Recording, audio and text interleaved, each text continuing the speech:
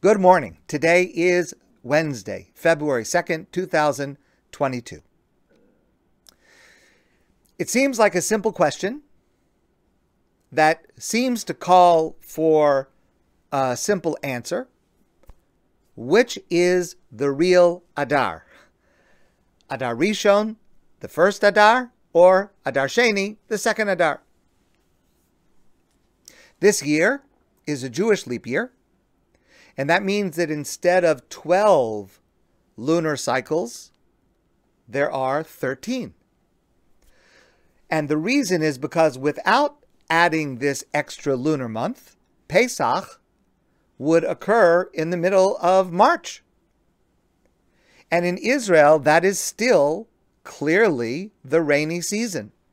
And the Torah tells us that Pesach is called Chag HaAviv, the holiday of springtime, and it must be observed, celebrated in the springtime in Israel. So, because we add this month, Pesach this year will be the middle of April, certainly the height of spring in Israel, where it should be. So we have this year, and approximately every 3 years, Adar, first Adar, and second Adar.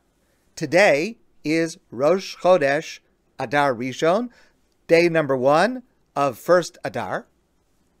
Which is the real Adar, and which is the extra Adar? It's not simple. It is a highly disputed issue with great authorities on both sides.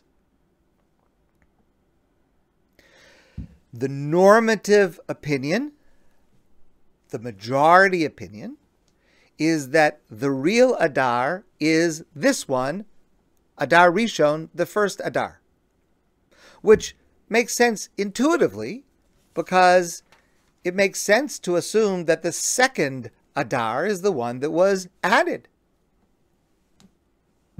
Now, bar and bat mitzvah is an anomaly to this because bar and bat mitzvah at the age of 12 for a girl and bar mitzvah at the age of 13 for a boy, does not depend on months, it depends on years. And this year is a year that has 13 months. So, if someone is born in a regular year in the month of Adar, if their bar or bat mitzvah was this year, it would take place in the second Adar, not the first, because it doesn't follow the general rule since it relates to years, not months. Yartzeit. If someone passed away in a Jewish leap year, and now we have another Jewish leap year and a mourner is observing the Yartzeit, so they observe in this Jewish leap year the same date that the person passed away in that leap year. If a person passed away in a regular year during the month of Adar, which Yartzeit should they observe this year? So, this year, they should observe the Yartzeit in Adar Rishon, first Adar, in this month. Again, following that normative majority opinion that this is the real month of Adar. I must tell you, there are some people who disagree and who will observe Adar in their Yartzeit in the second Adar, and there are some people who observe both in the first Adar and second Adar. But in terms of what the basic general accepted rule is, Yartzeit takes place in first Adar. But the big exception to all of this is Purim. Now this too is disputed in the Gemara, in the Talmud, and it is decided in favor of Purim in the second Adar.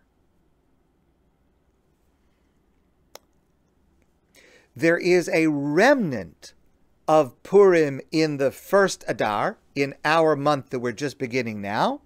The 14th of this month is called Purim Katan, the minor Purim, the smaller Purim, and the 15th of this month is called Shushan Purim Katan, Shushan Purim the minor. But there's really no celebration attached to those dates. There's none of the mitzvos or rituals of Purim are done on those dates. I mean, if you want to have an extra l'chaim, if you want to give some extra tzedakah, there's nothing wrong with that. But it doesn't really leave much of an imprint. And for that reason, and I don't want to be the one to disappoint you, but for that reason, the famous phrase that we often quote, Mishenichnes Adar marbim besimcha, when the month of Adar begins, we increase our joy. It's not today. It's next month.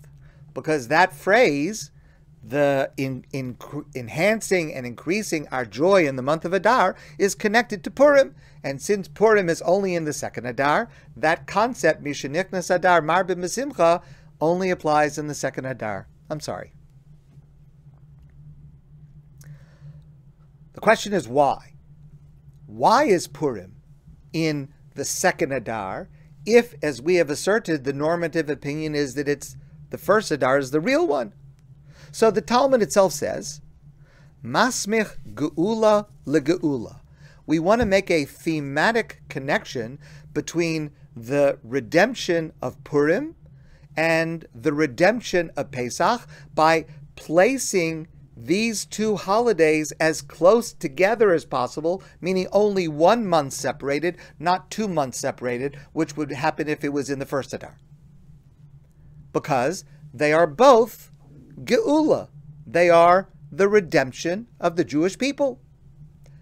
Pesach, we are redeemed from Egypt. Purim, we are redeemed from Achashverosh. But there is something curious about this connection between Purim and Pesach. Yes, both are redemptions, about 1,000 years apart. Both are celebrating the saving of the entire Jewish people from grave harm. But they're also very, very different.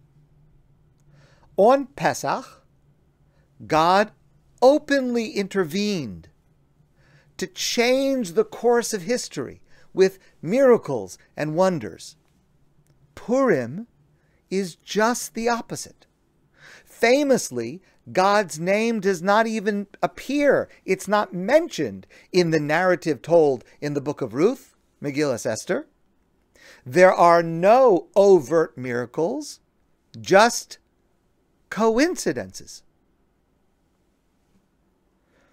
So my friend and colleague, Rabbi J. Kelman, offers this explanation. Pesach, Passover, celebrates the formation of the Jewish nation, the Jewish people, which is based on this principle with which Maimonides, the Rambam, begins his famous work, Mishnah Torah, with these words: the foundation of foundations and the pillar of wisdom is to know that there is a God, meaning a God who is a source and cause of all in existence. Pesach is the holiday on which we celebrate God's role in history. About 1,000 years later, we were able to recognize God even when he is hidden, as he was on Purim. No open miracles are needed because we have come to understand that all that transpires is the will of God.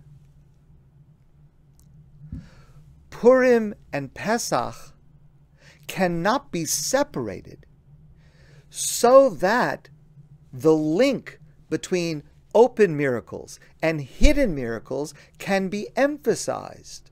So in fact, Pesach to Purim represents a continuum, an evolution of our understanding of God's role in the world. At the beginning, we only saw God's overt wonders.